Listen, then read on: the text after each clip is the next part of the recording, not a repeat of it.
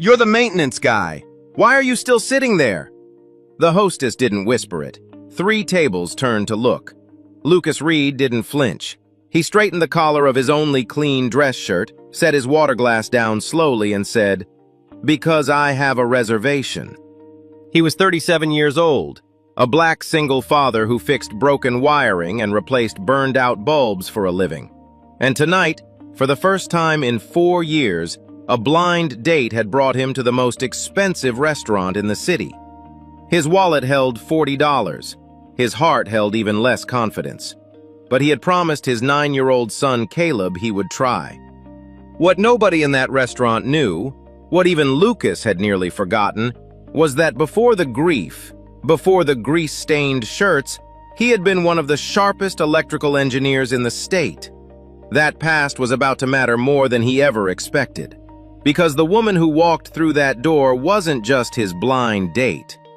She was Bella Harrington, CEO of the company where he mopped floors and tightened bolts. She arrived tired, composed, and holding the hand of her 7-year-old daughter.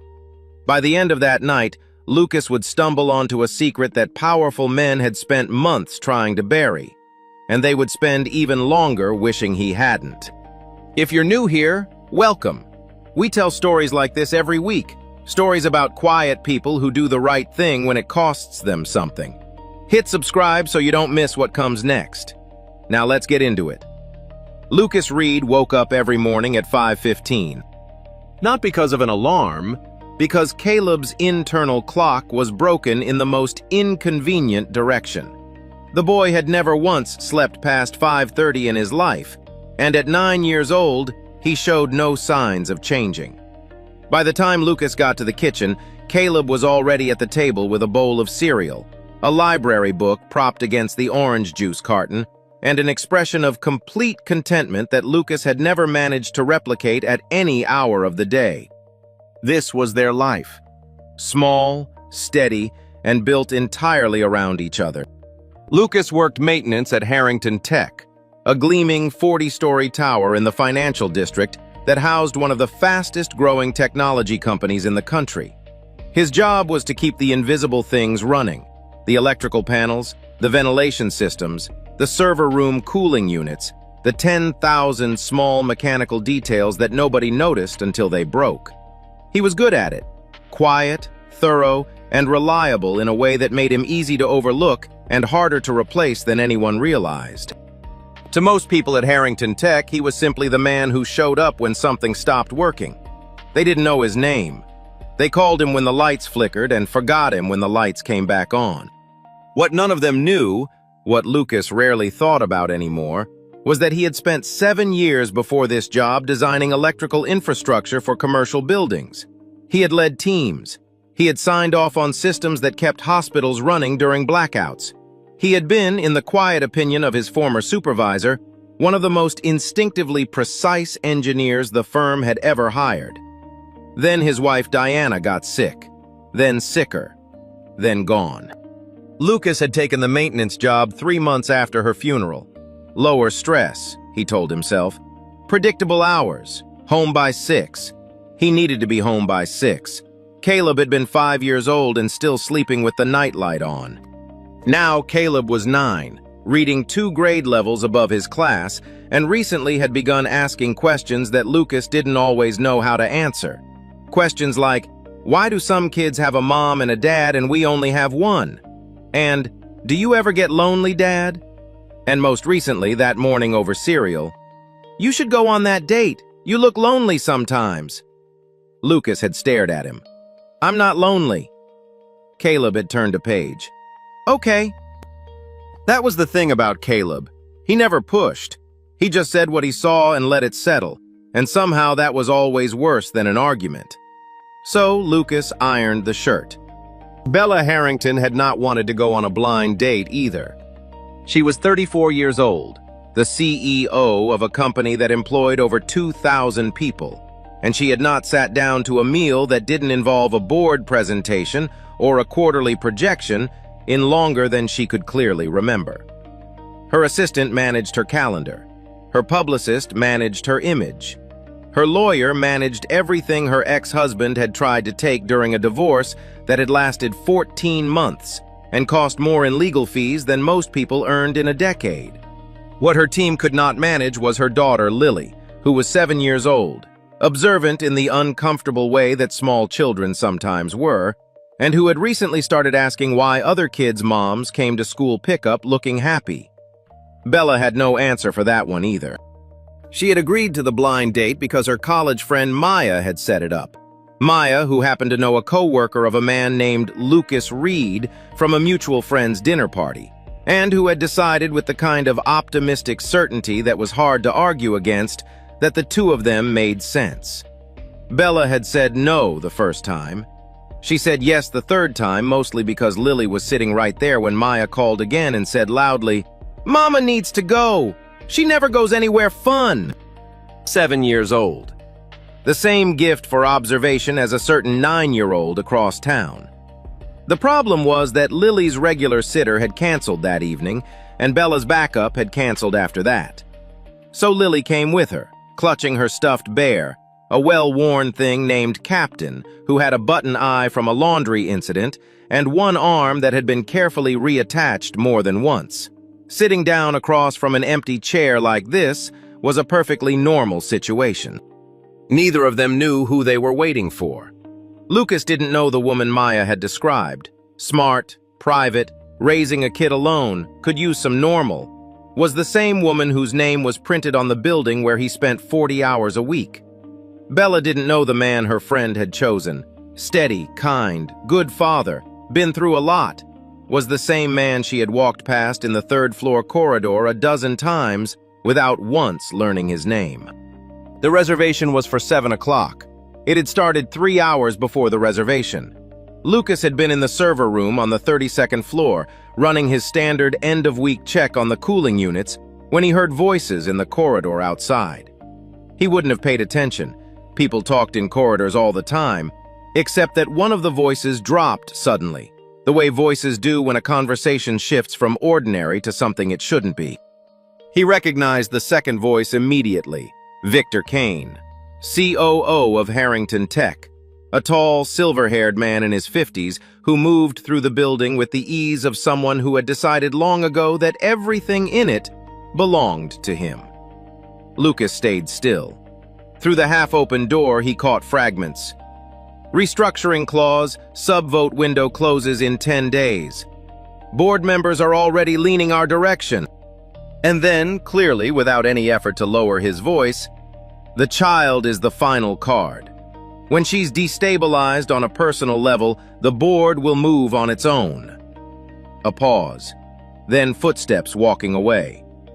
Lucas stood in the server room with a cooling fan humming 6 inches from his ear and felt something cold move through him that had nothing to do with the temperature. The child. He thought about that phrase for a moment, then let his eyes move to the back corner of the rack nearest the wall, to the spot where 3 weeks ago he had found a small black device tucked behind the cable management bracket. He had documented it in his maintenance log, flagged it as an unknown component, and assumed someone from IT had installed it for a reason he wasn't cleared to know. He had moved on. He wasn't moving on now. Lucas photographed the device again with his phone, noted the timestamp, and finished his checklist. Then he drove home, helped Caleb with a worksheet on state capitals, changed into the ironed shirt, and told himself that whatever he had heard was not his problem. He almost believed it. The restaurant was called Ardent. It had a stone facade, a coat check, and a hostess who looked at Lucas's shirt the way people look at a wrong answer. He gave his name at the front. The hostess looked at her list, then looked back at him. The worn shirt, the careful posture, the man who didn't belong in a room where every item on the menu cost more than his hourly wage. She didn't reach for a menu. "You're the maintenance guy from the building next door, aren't you?" she said. It wasn't quite a question. "Why are you still standing there?" 3 nearby guests glanced over. Lucas kept his voice even. "Because I have a reservation. Reed, party of 1. A beat. She found the name, picked up a menu without a word, and led him to a table in the back corner. He sat down, turned his water glass in slow circles, and told himself he wasn't nervous. He was nervous. At 7:18, the front door opened. He saw Lily first, small, dark-haired, holding Captain under one arm. The girl looked around the restaurant with the alert curiosity of a child used to accompanying adults into places designed for adults. Then he saw her mother. Lucas had seen Bella Harrington exactly 4 times in 3 years of working in her building. Twice in the elevator. Once at a company-wide meeting in the main atrium where she had spoken for 12 minutes and left without taking questions. Once in the parking structure, walking fast, phone to her ear, not looking at anything that wasn't directly in front of her. She looked different tonight. Not smaller, that wasn't the right word, just more visible somehow. The professional composure was still there, held in place the way you hold something when you're tired and can't afford to put it down. But underneath it, in the set of her jaw and the slight tension around her eyes, was something that looked like exhaustion. She was guiding Lily through the tables, one hand on the girl's shoulder, scanning the room. Her eyes found Lucas. He watched her recognize him. The brief stillness, the almost imperceptible recalibration, the professional mask locking back into position a half-second too late to hide the surprise behind it. She reached his table. Lily looked up at him with frank, unworried curiosity and said, "Sorry we're late. Mama had a call." Bella said nothing for a moment, then, "You work in my building." It wasn't a question. "3rd floor," Lucas said. "Maintenance." The silence between them lasted exactly 3 seconds. Then Lily climbed into the chair beside Lucas, set Captain on the table and said, "Is the bread free here? Mama said the bread is usually free." Lucas looked at the girl. Then he looked at Bella. "I'll ask," he said. The bread was free. Lily confirmed this by eating 3 pieces before the appetizers arrived, narrating each one with the focused satisfaction of someone conducting a serious evaluation. Lucas listened. He asked follow-up questions. He learned that Captain had lost his original eye in a laundry incident and now had a button eye that was, according to Lily, actually better, and that her favorite subject in school was science because things explode sometimes, not always, but sometimes. Bella watched this exchange with an expression Lucas couldn't quite read. By the time the main course arrived, the stiffness between the 2 adults had loosened into something more honest. Not comfortable, not yet, but real. Bella didn't perform. She didn't ask the polished questions people ask when they're trying to seem interested. She asked him how long he'd been doing maintenance work, and when he said 3 years, something in her face asked the question she didn't say out loud.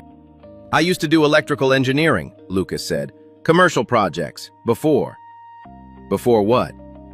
"My wife passed, 4 years ago."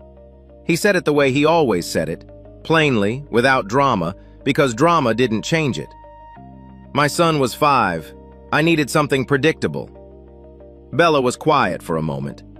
"How old is he now?" 9. "He told me this morning I looked lonely." She almost smiled. "Mine told me last week I never look happy at pickup." They looked at each other across the table. 2 people who had been handed difficult things and were still standing. Not because they were exceptional, but because they hadn't been given the option to sit down. Lily fell asleep in her chair before dessert arrived.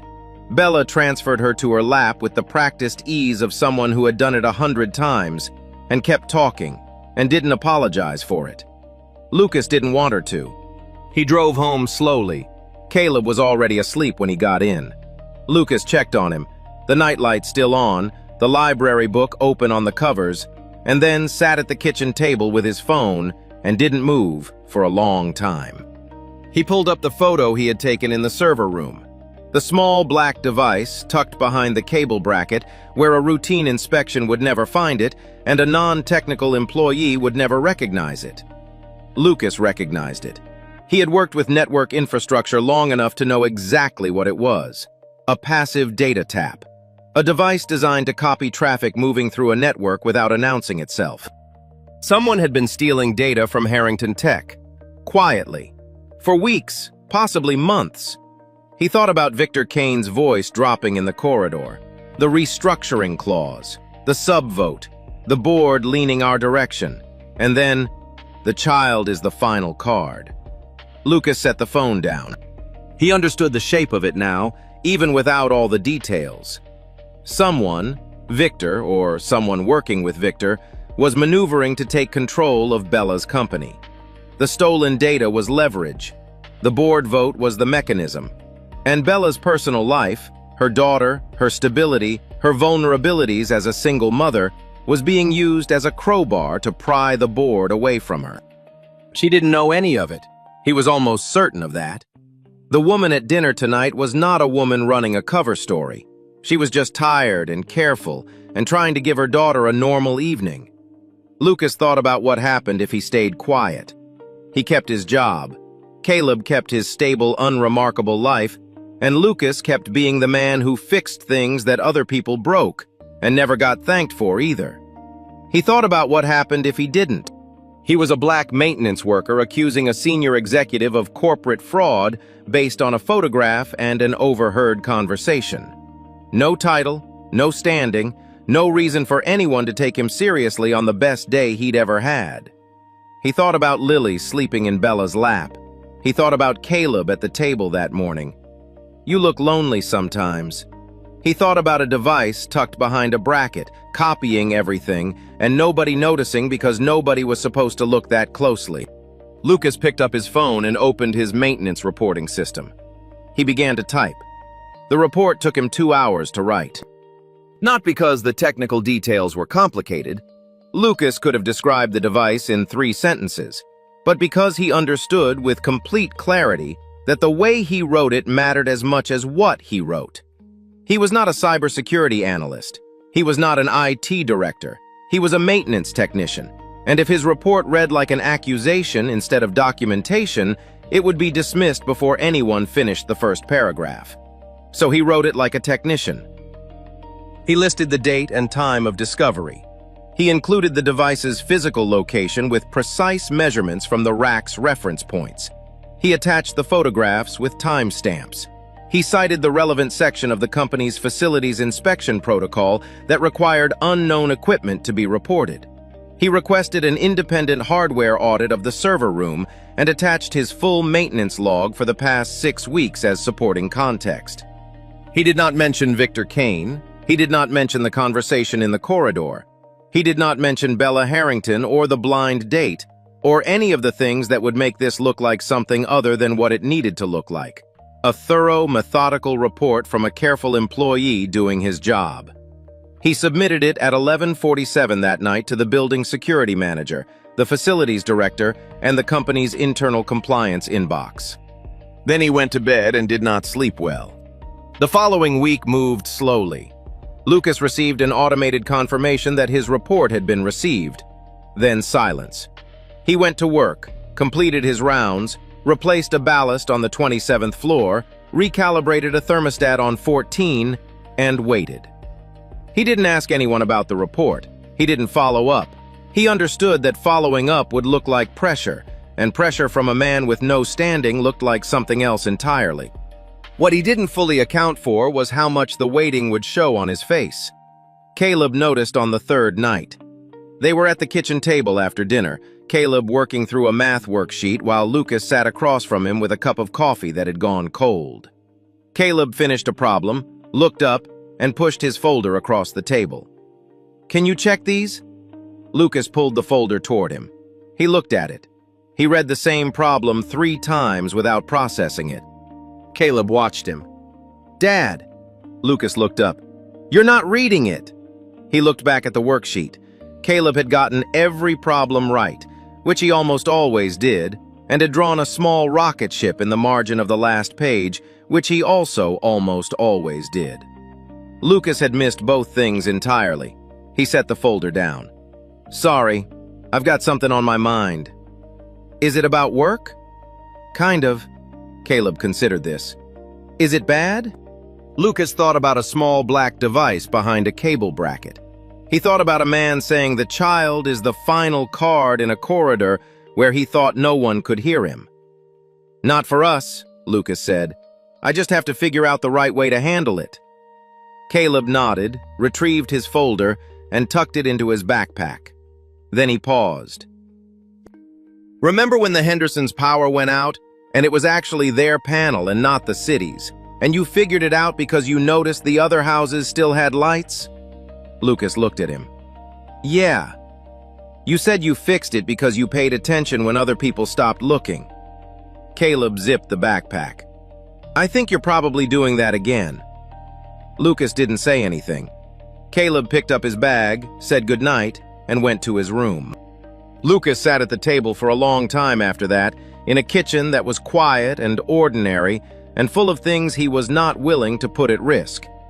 He thought about the gap between what was right and what was safe, and how sometimes those two things pointed in the same direction and sometimes they didn't. He thought about the fact that his 9-year-old son understood him better than most adults ever had.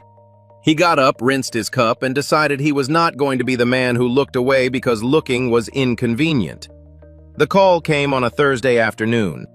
Lucas was on the 14th floor replacing a faulty outlet cover when his phone buzzed with an internal extension he didn't recognize. The voice on the other end was clipped and professional. Someone from the third-party security firm Harrington Tech used for infrastructure audits. They had completed their assessment of the server room. They needed him available at 9 the following morning. He said he would be there. The auditor's report was 4 pages long and written in the flat, precise language of people whose job is to confirm bad things without appearing alarmed by them. Lucas read it standing in the facilities manager's office, while the auditor explained its contents to a room that included 2 IT directors, the head of corporate security, and at the far end of the table, Bella Harrington. The device was a passive network tap. It had been installed approximately 11 weeks earlier.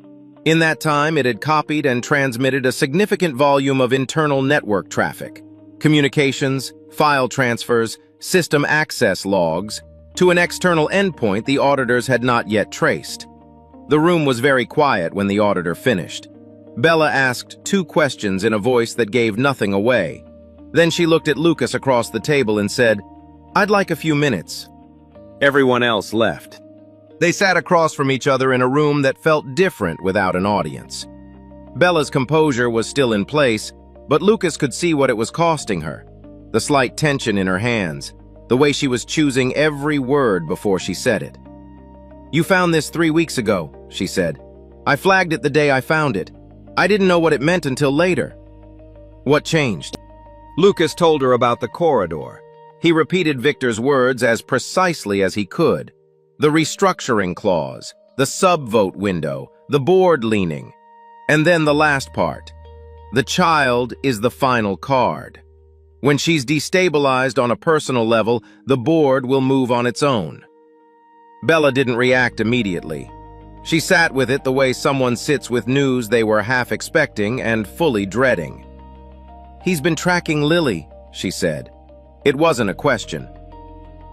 The data the tap captured includes personal communications, schedules, private messages. 11 weeks of it. Anyone with access to that data would know your daughter's routine, your personal calendar, everything. And the board would see a CEO who can't hold her personal life together during a critical restructuring period. She exhaled slowly. That's the play. That's how I read it. Bella looked at the audit report on the table between them. "You submitted this as a standard maintenance flag. You didn't put your name on the analysis." "I didn't think my analysis would carry the same weight as the audit." She looked at him then, not the way she had in the restaurant with careful assessment, but with something more direct, like she was recalculating something she thought she'd already figured out. "You knew that if you came to me directly, I might think you were using the blind date to get access." The thought crossed my mind. "So you made it impossible to dismiss." "I made it about the device," Lucas said, "because the device is real regardless of who reports it." He was walking back to the service elevator when Victor Kane stepped out of a side corridor. It was not accidental. Lucas understood that immediately. The positioning was too deliberate, the timing too precise. Victor was taller than Lucas by 2 inches and wore it like a credential. He smiled the way people smile when they want you to know the smile is a choice. "Mr. Reed." He let the name sit. I heard you submitted quite the maintenance report. I found unknown equipment. Policy requires documentation. Of course it does. Victor tilted his head slightly. You're thorough. That's admirable in your line of work. He paused just long enough. It can also make things complicated.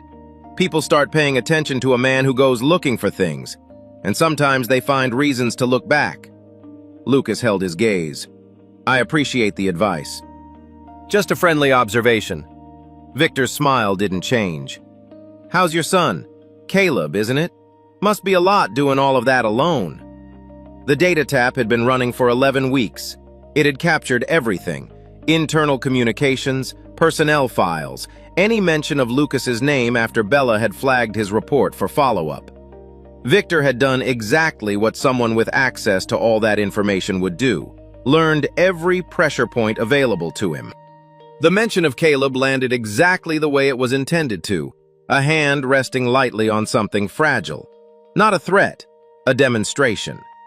Lucas said nothing for 3 seconds, then, "Have a good afternoon, Mr. Kane." He stepped into the elevator. He kept his face neutral until the doors closed. That evening, Bella sat in her office long after the building had emptied and thought about a maintenance worker who had noticed what no one else had, documented it without ego, and walked into a COO's indirect threat without blinking. She was not wrong about Lucas Reed. The schedule change came 4 days later. Lucas found it in his Monday morning assignment sheet, a transfer to overnight maintenance coverage for the building's lower technical floors, effective immediately. No explanation attached. The facilities coordinator, when Lucas asked, said only that it had come down from senior operations and that she was sorry she didn't have more detail than that. Lucas thanked her and said it was fine. It wasn't fine. The overnight shift meant leaving Caleb with a neighbor 3 nights a week, meant being physically removed from the floors where the server room, the executive suites, and Victor Kane all existed. It was a clean, bureaucratically airtight way to make Lucas smaller without touching him directly. He took the shift. He kept showing up. He kept his maintenance logs current and detailed in a way that nobody had asked him to be. The approach came on a Wednesday. A man named Dale, a senior facilities technician Lucas had worked alongside for 2 years, caught him in the break room and sat down with the uncomfortable posture of someone delivering a message he didn't write. "I'm just going to say it," Dale said. "Some people think it might be better if you let the security thing run its course without staying in the middle of it." Some people. People with more pull than either of us. Dale looked at his coffee cup. "They're not asking you to lie, just stop being visible. Let the lawyers handle it." "The lawyers need my documentation to handle it." "Lucas." Dale said his name the way people say it when they mean, "Please understand what I'm actually telling you." "They mentioned your kid. I don't know what that means exactly, but they mentioned him." The break room was quiet. A vending machine hummed in the corner. "Who mentioned him?" Lucas asked. Dale shook his head. He was not going to answer that, and they both knew it. "I'll think about it," Lucas said. He didn't think about it. That night after dinner, Caleb was quiet in a way that was different from his usual quiet. Lucas noticed it during dishes. Caleb drying plates without commentary, without the running observations about whatever book he was currently processing. Lucas turned off the faucet. "What's going on?" Caleb set a plate on the stack carefully. "Ryan at school said his dad saw your name on something online, like a news thing. He said you were in trouble." Lucas dried his hands. He sat down at the kitchen table. Caleb sat across from him, still holding the dish towel. "I found something at work that I wasn't supposed to find," Lucas said. "And someone powerful doesn't want me to talk about it. So they're making things uncomfortable." Caleb absorbed this. "Are you scared?" Lucas considered lying. He decided against it. "A little." Caleb nodded slowly. He folded the dish towel with more precision than it required. Then he looked up. "When Mom was sick, you stayed the whole time, even the bad parts. You didn't leave when it got hard." Lucas looked at his son. "I'm just saying," Caleb said quietly. that you don't really leave when things get hard. So I don't think you're going to start now." He picked up the towel and went back to the dishes. "Also, I told Ryan his dad was probably confused." Lucas sat at the table for a long moment. Then he got up and finished the dishes alongside his son. Bella called him the next afternoon. Not through official channels. She used the number he'd written on the back of a card at the restaurant, the one he'd given her in case she needed to reach him about the case. "Victor moved you to nights," she said. "It's a legitimate scheduling decision. Nothing I can formally object to." "I know." A brief pause. "I want you to know that what you're doing, the risk you're taking, I don't take it for granted." Lucas was in the parking structure when the call came. He leaned against the wall and chose his next words with care. "I'm not doing this for you to owe me anything." "I know that too." Her voice was quieter. "That's actually why I called." Neither of them spoke for a moment. "The hearing is in 6 days," Bella said finally. "My legal team is ready. Your documentation is the center of their case. I'll be there." "Lucas," she stopped. "Be careful with Caleb. Keep him close." "Always do," he said. The story appeared on a Friday morning, not in a major outlet, a tech industry blog with a large enough following to matter and a loose enough editorial standard to publish what reputable outlets wouldn't. The headline was careful in the way damaging things are always careful. Sources close to Harrington Tech Board raise questions about CEO's judgment amid restructuring dispute. The article waited until the third paragraph to name Lucas. According to two individuals familiar with the situation, Harrington is said to have formed a personal relationship with a building maintenance employee, raising concerns among board members about the CEO's focus during a critical governance period. His name, his job title, his department. By 9 in the morning, it had been shared 400 times. Lucas found out the way he found out everything that week, slightly too late, from someone who assumed he already knew. A coworker showed him the article on a phone screen in the elevator. Lucas read it once, handed the phone back, and thanked him. He stepped off at his floor, walked to the service corridor, and stood still for approximately 90 seconds. Then his phone rang. It was Caleb's school. The vice principal was professional and kind, and clearly uncomfortable. She said some students had been talking about something they'd seen online, that Caleb had been asked questions at lunch, that he had handled it with composure, but that she wanted Lucas to be aware. Lucas said he appreciated the call. He stood in the corridor outside the school's side entrance at 11:15, having driven there on his break without entirely deciding to. Through the window in the door, he could see the edge of the cafeteria, rows of tables, the noise of children who didn't understand the specific weight he was currently carrying. For the first time since he'd typed that maintenance report, Lucas Reed thought, "I should have stayed out of it." Bella's attorney called her into his office that same afternoon and closed the door. "The leak was coordinated," said Frank, a careful man who had handled corporate litigation for 22 years. "The timing is deliberate. The board hearing is in 5 days, and Victor's team has successfully reframed your star witness as a personal entanglement rather than an independent observer." "He's not a personal entanglement," Bella said. "I know that. You know that. The two undecided board members do not." Frank set his pen down. "If Reed's credibility is compromised before he testifies, his documentation loses its anchor. Without a credible human witness to contextualize what he found, the other side will argue the device could have been a vendor error, an IT oversight, anything." Bella said nothing. "I need to know," Frank said carefully, "whether he's going to hold." She called Lucas that evening. "I've seen the article," she said. "So has Caleb's school." A silence. Then, "Lucas, I need to ask you something directly." "Ask." "Do you want to step back?" Her voice was even, but he could hear what it cost her. "If you pull your testimony, it hurts my case, but I will not ask you to put your son through this." Lucas was sitting on the back porch. The yard was dark and the neighbor's light was on, and he could hear Caleb inside running water in the bathroom before bed. Ordinary, small, Everything sounds. "What does your lawyer say about the case if I step back?" he asked. "He says it becomes much harder." "And if I stay?" "He says we have a real chance." Lucas listened to the water running inside.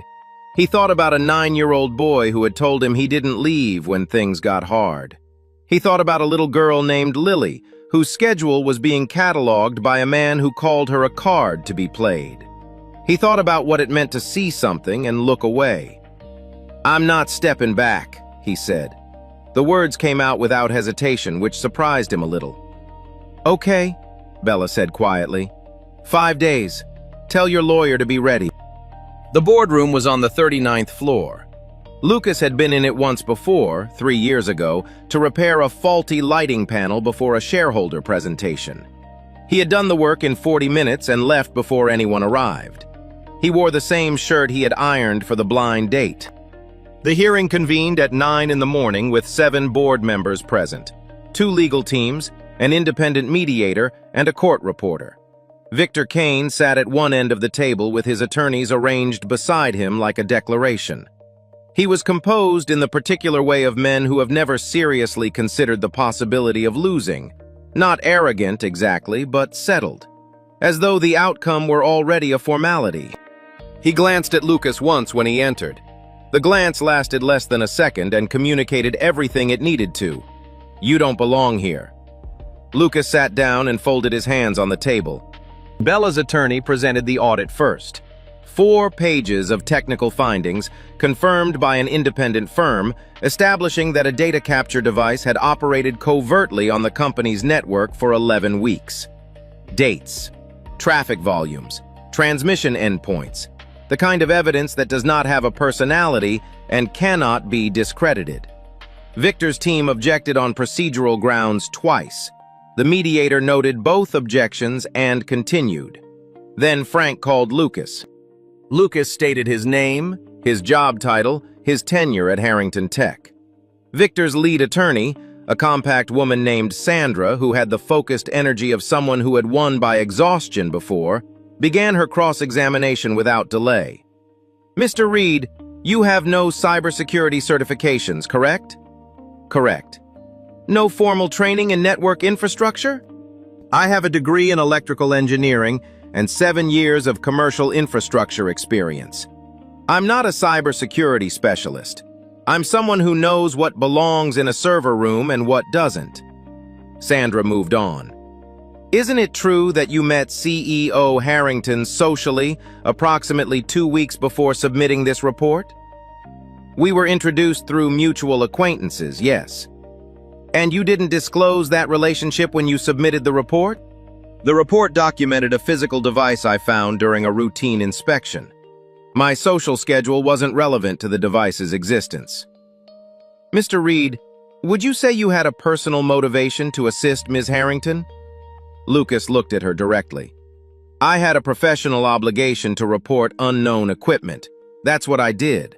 The device is either a data tap or it isn't. My motivation for reporting it doesn't change what it is." Sandra tried 2 more angles. Lucas answered each one the same way. Not defensively, not aggressively, but with the quiet precision of someone who had already thought through every question he might be asked and knew the answer was the same from every direction. Then Victor spoke. He was fluent and credible and very good at sounding reasonable. He characterized the restructuring proposal as a necessary corrective measure, and Lucas's testimony as the understandable but misguided intervention of a man who had become personally involved in a situation he didn't fully understand. He looked directly at Lucas when he said it. Lucas looked back. He did not look away. When Sandra finished, Victor leaned forward slightly, the first crack in his composure barely visible. "Mr. Reed, with all due respect, you fix lights. You check thermostats. What makes you believe you're qualified to interpret what you found?" The room was quiet. Lucas said, "I spent 7 years designing electrical infrastructure for commercial buildings before I took this job. The system that powers this boardroom runs through panels I maintained. The server room where I found that device runs cooling units I calibrated." He paused. I'm qualified because I understand exactly what was in that room and what had no business being there. And because I took photographs, recorded timestamps, and let an independent audit firm confirm everything I documented." He left it there. The mediator called a recess at 11:40. The board reconvened at 1:15. Victor Kane's operational authority was suspended pending a full investigation. The sub-vote certification was invalidated. The matter was referred to the State Attorney General's office for review of potential securities fraud. The vote was 5-2. Bella stood in the corridor afterward while her legal team talked around her and didn't hear most of it. She found Lucas waiting by the elevator. He had his jacket folded over one arm. "Thank you," she said. He shook his head once, not dismissively, just declining the framing. "I did what made sense." "I know. That's what I'm thanking you for." The elevator arrived. He held it for her. They rode down 39 floors in a silence that was, for the first time since any of this had started, completely comfortable. That evening, Bella went home, sat with Lily until the girl fell asleep, and decided she was done living in a place that cost her something every day just to maintain. She called a realtor in the morning. The silence came gradually, the way most difficult things do. In the 2 weeks following the board hearing, Bella sent 3 messages. One to confirm that her legal team had received the Attorney General's initial inquiry. One to let him know that Victor had formally resigned. One that said simply, "Lily asked about you. She wanted me to tell you Captain is doing well." Lucas read that last one 4 times. He did not know what to write back that wouldn't cross a line he wasn't sure he had the right to cross. So he wrote, "Tell her I'm glad to hear it." And then he set his phone on the counter and went to help Caleb with a science project about weather patterns and told himself this was the natural resolution of an unnatural situation. He believed that for about a week. Bella, for her part, was not pulling away so much as holding still. She understood Lucas well enough by now to know that the wrong move was any move that felt like pressure.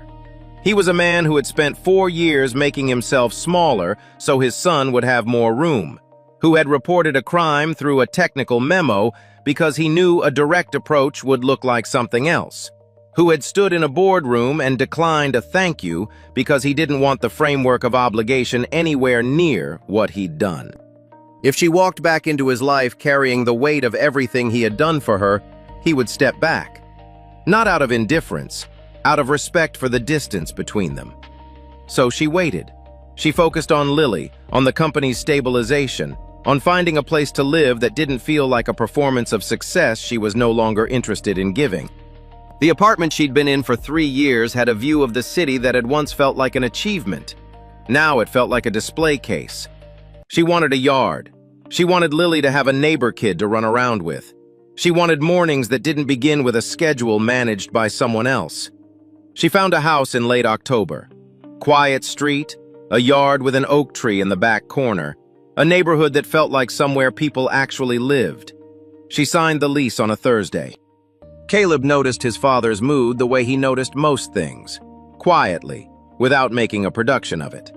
The right moment came on a Sunday afternoon when Lucas was in the backyard doing nothing in particular.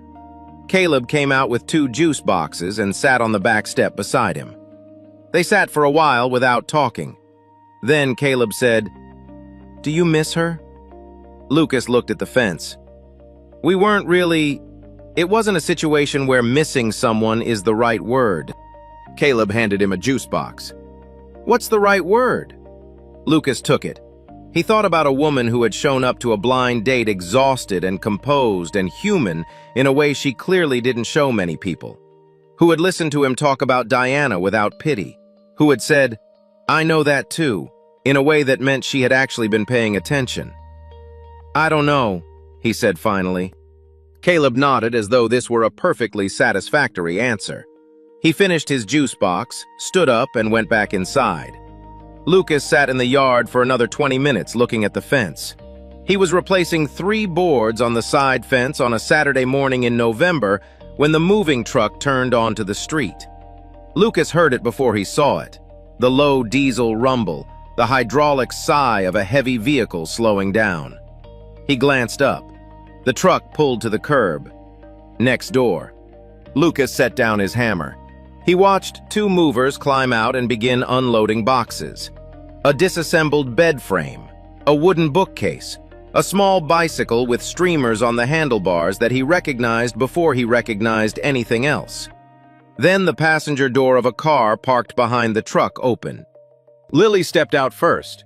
She was wearing a yellow jacket and carrying Captain under one arm, looking up at the house with the evaluating expression of someone taking possession of new territory. Then she turned, and her eyes moved past the fence and landed directly on Lucas. Her face changed completely. "Lucas!" She said it the way children say things, without hesitation, at full volume. She was already moving toward the fence. Then Bella stepped out of the car. Bella saw the truck. She saw the yard. She saw the fence. She saw the man standing beside it with a hammer in one hand and an expression she had never seen on him before. Not the steady composure of the boardroom, not the careful distance of the past 2 months, but something open and almost disbelieving. She stopped walking. The neighborhood was quiet around them. Everything seemed to hold very still. Lily had reached the fence and was talking rapidly, updating Lucas on Captain's latest repair, on the new house, on the oak tree in the backyard that she had already decided was for climbing. Lucas looked down at her with the same expression he'd had in the restaurant, present, unhurried, as though nothing in the world was more worth listening to. "I didn't know," Bella said from the driveway. She needed him to understand that. "I found this house because I wanted something quiet. I signed the lease before I knew—" "I believe you," Lucas said. She looked at him across the narrow yard between their properties.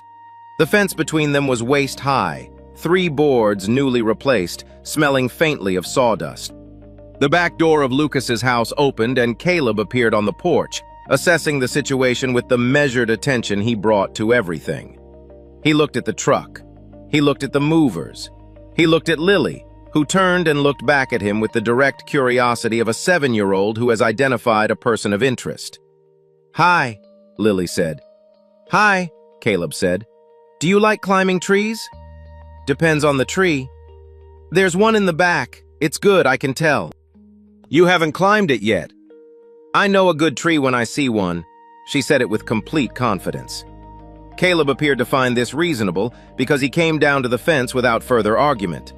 Lucas watched the two of them move toward the backyard together, already negotiating terms of something that had not existed 10 minutes ago. Then he looked at Bella. She looked back at him. They both started laughing at the same moment.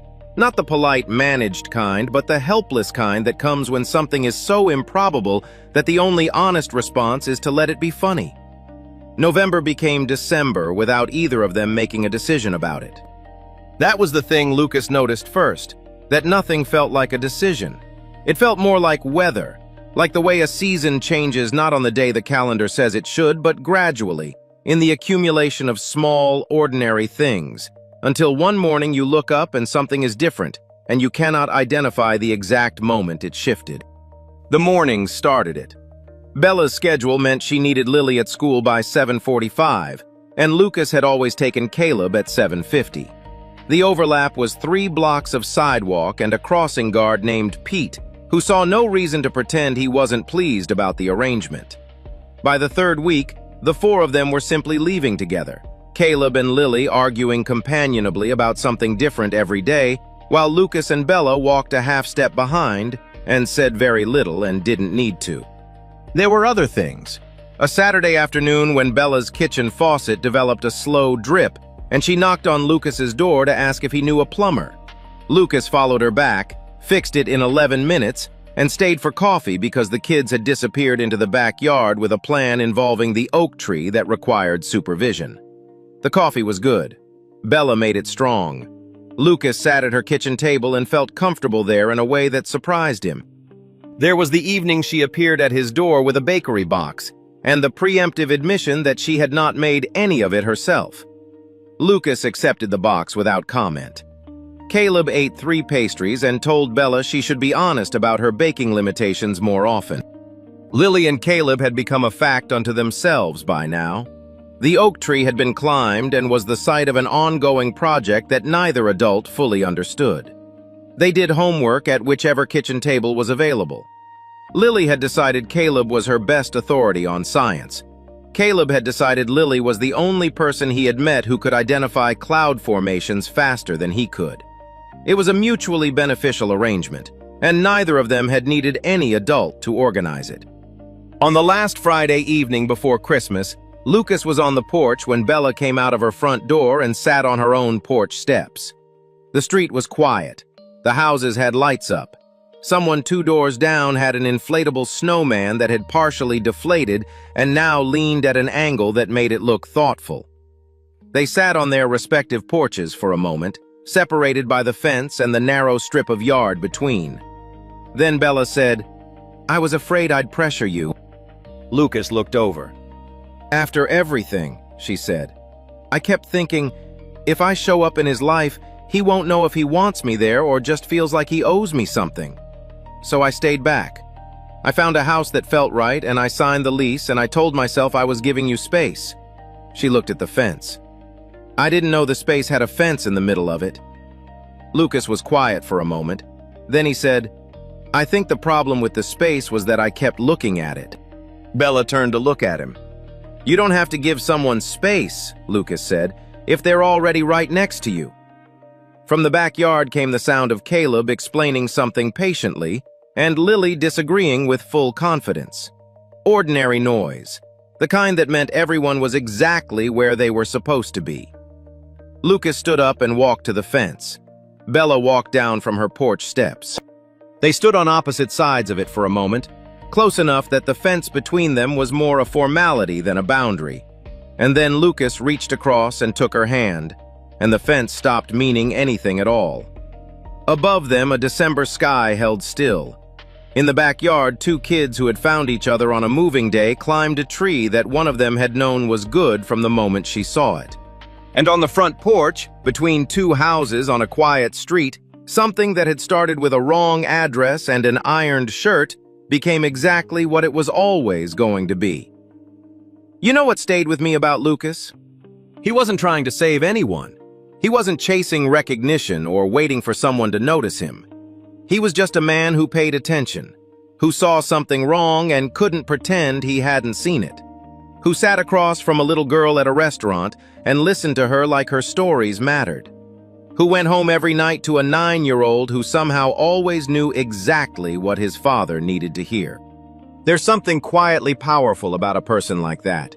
Someone who keeps showing up for their kid, for a stranger, for the truth, not because it's easy, but because walking away would cost them something they're not willing to lose. Most of us will never face a boardroom or uncover a corporate conspiracy, but all of us face moments where we can choose to look away or choose to stay, where we can decide that doing the right thing is someone else's job, or decide that it's ours, even when it's inconvenient, even when it's costly, even when no one is watching. Lucas chose to stay, every single time. If this story reminded you of someone, a parent, a friend, someone in your own life who shows up quietly and without fanfare, go tell them. Some people deserve to hear it. And if you're new here, we'd love to have you. Subscribe and come back next week. We'll have another story waiting, the kind that reminds you what people are capable of when they lead with kindness. See you then.